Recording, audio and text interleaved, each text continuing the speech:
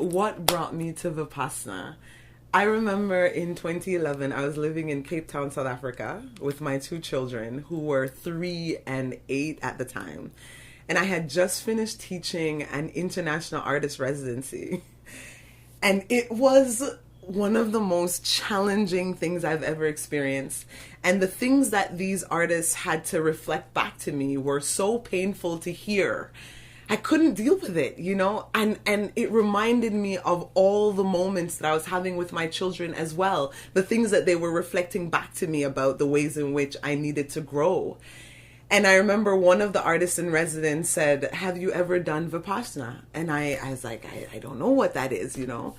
And she took me to the center and I sat my first 10-day course. And that was truly one of the most excruciating and liberating experiences that I've ever had. And it changed my life because for 10 days, I had to deal with myself.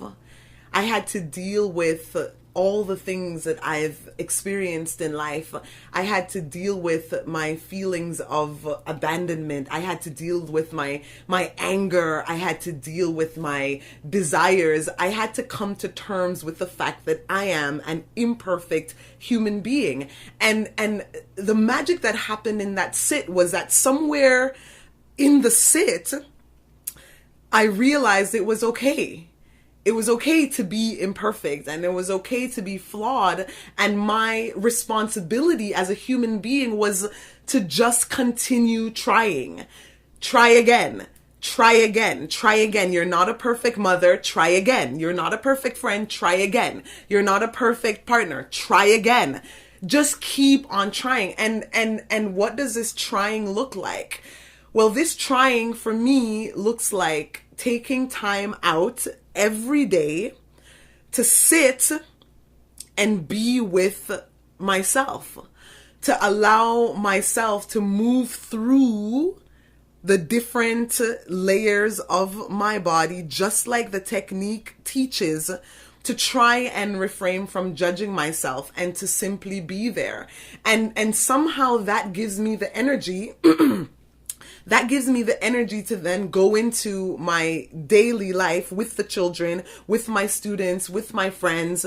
It gives me the energy to be present, to try to be honest, to try to be loving, to try to be earnest. And I keep using the word try because it doesn't always work. It doesn't always work. Like, my intentions don't always come across, but sitting daily, and this is what keeps me coming back to the practice, gives me the hope, like an incredible amount of hope, that maybe the next time I try, I'll do differently.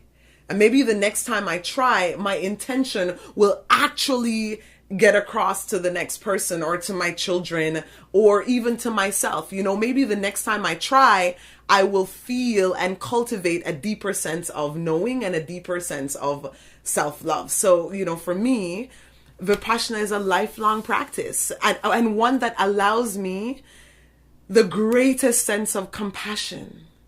Because ultimately, at the end of the day, that's what I feel we all need. Like real, true compassion. Does Vipassana give it to you? Yeah. Vipassana allows me room to cultivate my compassion for myself and for everything else that exists on the planet, because it says reserve judgment. Reserve judgment.